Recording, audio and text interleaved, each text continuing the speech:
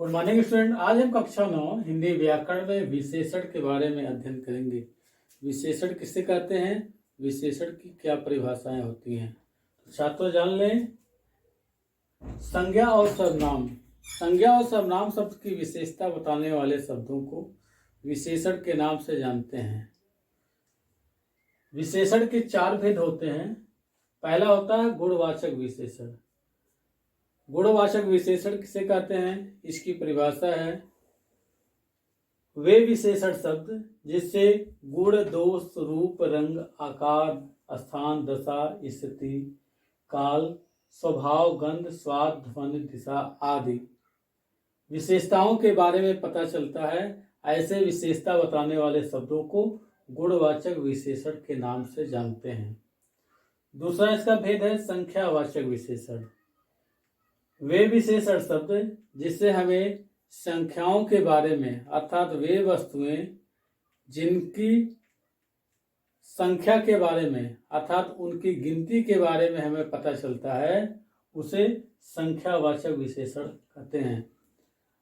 संख्यावाचक विशेषण उसे भी कहते हैं, इसे हम इस प्रकार से भी समझ सकते हैं कि ऐसे विशेषण शब्द जो किसी वस्तुओं की खरीद, बिक्री या लेने देने की प्रक्रिया में संख्याओं का अनुपात होता है, अर्थात उनकी खरीद, उनकी बिक्री, उनका लेन देन हम संख्या के आधार पर करते हैं, उसे संख्यावाचक विशेषण कहते हैं।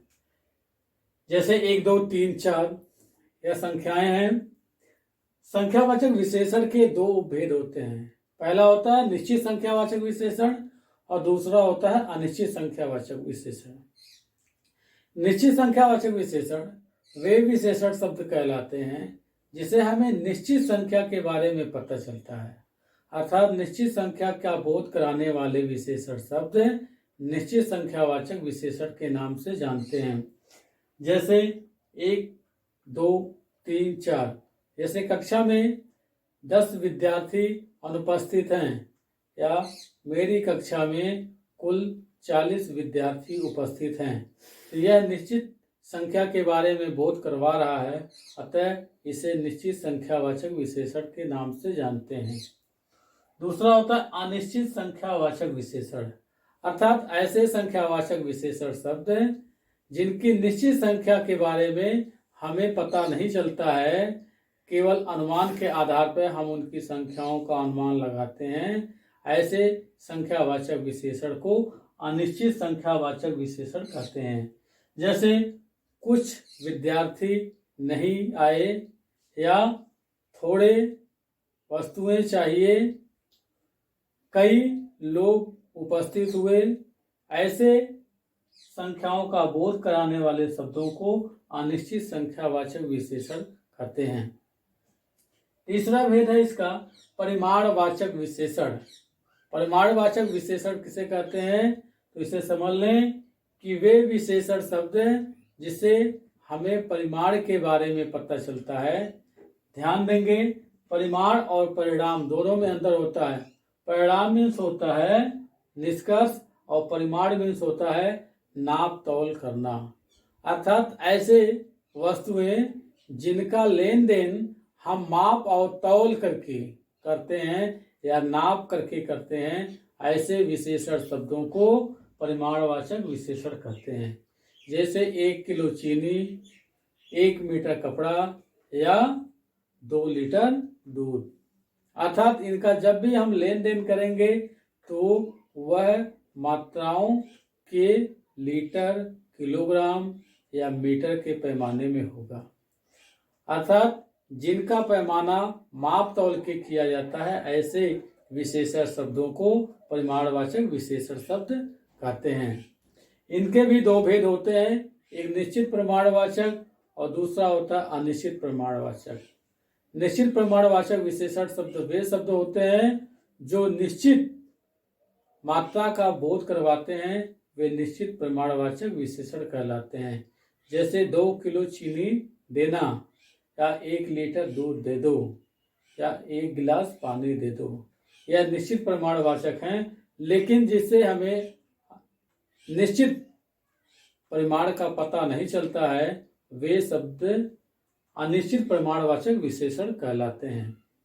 जैसे थोड़ा दूध दे देना या थोड़ा पानी लाना या कुछ चीनी दे देना, यह अनिश्चित परिमाणवाचक विशेषण कहलाते हैं।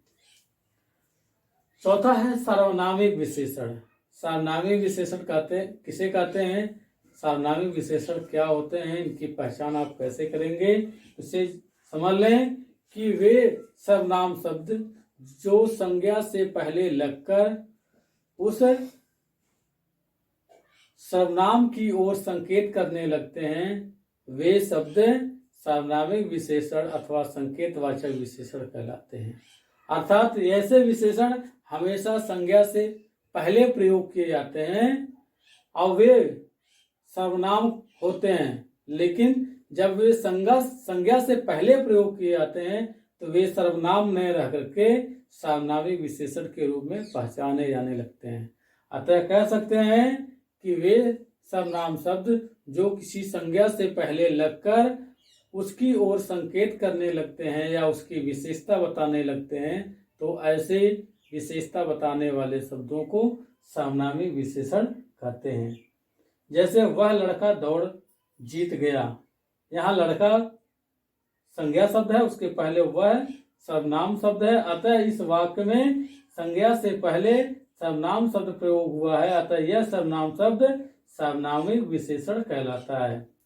दूसरे वाक्य में दिया है यह किताब मोहन की है, यहाँ किताब और मोहन दोनों संज्ञा शब्द हैं, इसके पहले यह सर्वनाम शब्द आया हुआ है, अतः यह सर्वनाम शब्द न रह करके यहाँ पर यह सार्वनामिक विशेषण का बोध करवा रहा है, अतः ऐसे शब्द सार्वनामिक विशेषण कहलाते हैं।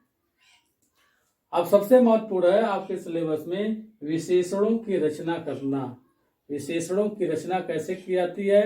विशेषणों की रचना करने के 3 नियम हैं। पहले नियम के अनुसार हम किसी भी शब्द के आरंभ में किसी उपसर्ग को जोड़कर विशेषणों की रचना कर लेते हैं। दूसरा नियम है कि हम उस शब्द के अंत में कुछ प्रत्यय शब्दों को जोड़ करके भी विशेषण की रचना करते हैं। कुछ ऐसे भी शब्द होते हैं जिनमें हम उपसर्ग और प्रत्यय दोनों ही जोड़कर प्रयोग करते हैं। अर्थात कह सकते हैं कि विशेषणों की रचना करने के 3 नियम हैं। पहला है उपसर्ग जोड़ करके विशेषणों की रचना कर लेना, या प्रत्यय जोड़ करके विशेषणों की रचना कर लेना, या उपसर्ग और प्रत्यय दोनों ही जोड़ करके विशेषणों की रचना कर लेना। इसके अलावा संज्ञा शब्दों से भी विशेषण की रचना करते हैं, सर्वनाम शब्दों से विशेषण की रचना करते हैं, फिर क्रिया शब्दों से विशेषण की रचना करते हैं, फिर अव्यय शब्दों से भी विशेषण की रचना करते हैं। तो इसको देखें, संज्ञा शब्दों से विशेषण की रचना। संज्ञा तो आप पहले ही जानते होंगे कि संज्ञा शब्द क्या होते हैं, अर्थात किसी व्यक्ति वस्तु स्थान का बोध कराने वाले शब्द संज्ञा होते हैं।